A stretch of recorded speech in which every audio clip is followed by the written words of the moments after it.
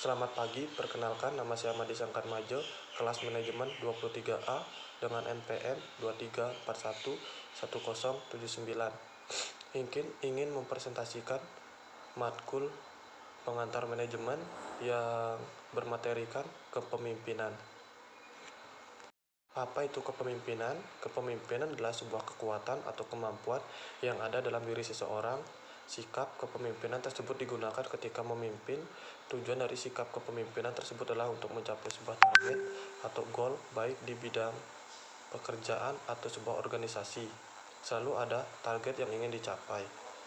Target-target yang sudah ditentukan tersebut dapat terlaksana karena adanya sikap kepemimpinan. Yang selanjutnya, kepemimpinan adalah sikap yang ada di dalam seorang pemimpin, sedangkan pemimpin adalah seorang yang sudah diberi kepercayaan. Kepercayaan tersebut digunakan untuk menjadi sebuah kepala atau ketua dalam perusahaan atau organisasi. Pengertian kepemimpinan atau apa itu kepemimpinan juga banyak dikemukakan oleh para ahli. Para ahli mengemukakan gagasan dalam bentuk pendefinisian dari kata kepemimpinan. Berikut ini adalah beberapa ahli yang mengemukakan tentang apa itu kepemimpinan. Pengertian kepemimpinan menurut para ahli. Yang pertama adalah Wahjo Sumitjo. Kepemimpinan menurut Wahjo Sumitjo pada hakikatnya merupakan suatu yang melekat di dalam diri seseorang pemimpin. Suatu tersebut adalah berupa sifat-sifat tertentu seperti kepribadian atau personality, kemampuan atau ability, dan kesanggupan atau capability. Yang kedua adalah Sutarjo Wijono. Arti kepemimpinan menurut Sutarjo adalah sebuah rangkaian aktivitas penataan. Aktivitas tersebut berupa kemampuan seseorang dalam mempengaruhi perilaku orang lain. Hal ini dilakukan dalam situasi tertentu. Tujuannya adalah agar bersedia untuk bekerja sama dalam mencapai tujuan-tujuan yang sudah ditetapkan. Pengertian kepemimpinan menurut para ahli. Yang ketiga adalah Mujiono. Menurut Mujiono, kepemimpinan atau leadership sebenarnya adalah akibat dari pengaruh yang terjadi secara satu arah. Hal itu terjadi karena seorang pemimpin mungkin memiliki sebuah kualitas tertentu. Kualitas tersebut adalah suatu yang membedakan dirinya dengan para pengikutnya. Yang keempat adalah sondang atau sondang. Kepemimpinan bisa diartikan sebagai sebuah kemampuan yang dimiliki seseorang. Kemampuan tersebut adalah ketika menjabat sebagai seseorang pemimpin di dalam organisasi tertentu. Kemampuan yang dimaksud adalah untuk mempengaruhi orang lain, khususnya bawahan atau anggotanya.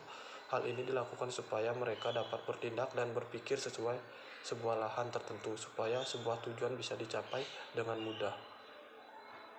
Yang kelima adalah Iman Mujiono.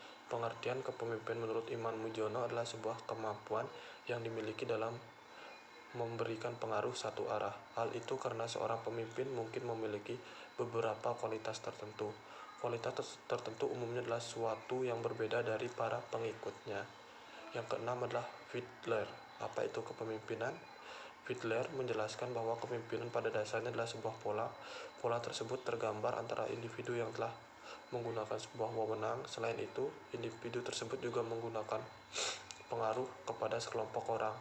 Tujuan yang dilakukan hal tersebut adalah supaya orang-orang bekerja sama untuk mencapai sebuah tujuan.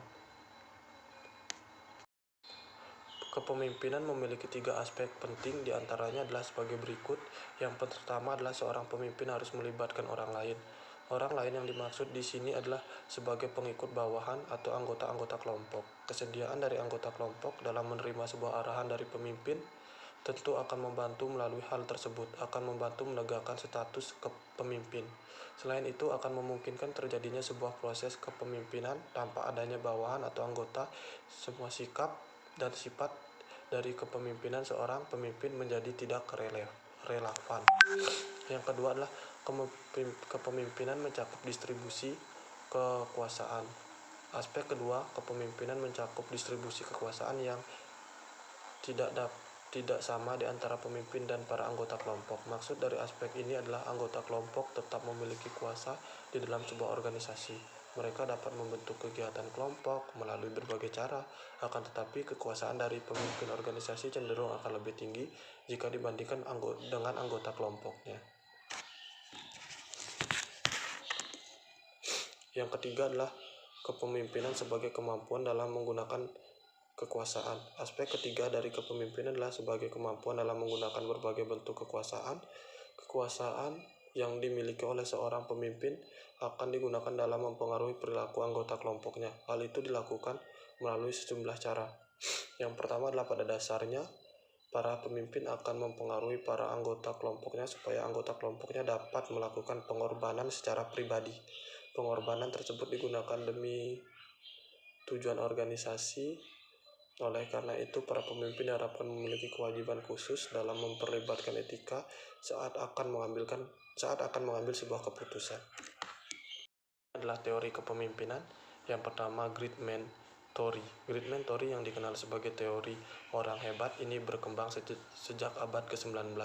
Teori ini membuat asumsi mengenai sifat kepemimpinan dan bakat kepemimpinan. Teori ini menyebutkan bahwa hal-hal tersebut dibawa sejak orang itu dilahirkan, meskipun tidak dapat diidentifikasikan dengan sebuah kajian mengenai karakteristik secara kombinasi manusia, seperti apa yang bisa dikatakan sebagai pemimpin yang hebat. Tetapi sudah banyak orang mengakui bahwa hanya satu orang di antara banyak individu pasti memiliki ciri khas sebagai seorang pemimpin yang hebat. Teori yang kedua adalah teori gaya dan perilaku. Teori kepemimpinan berdasarkan gaya dan perilaku ini disebut sebagai kebalikan dari teori orang hebat atau Great Man Theory.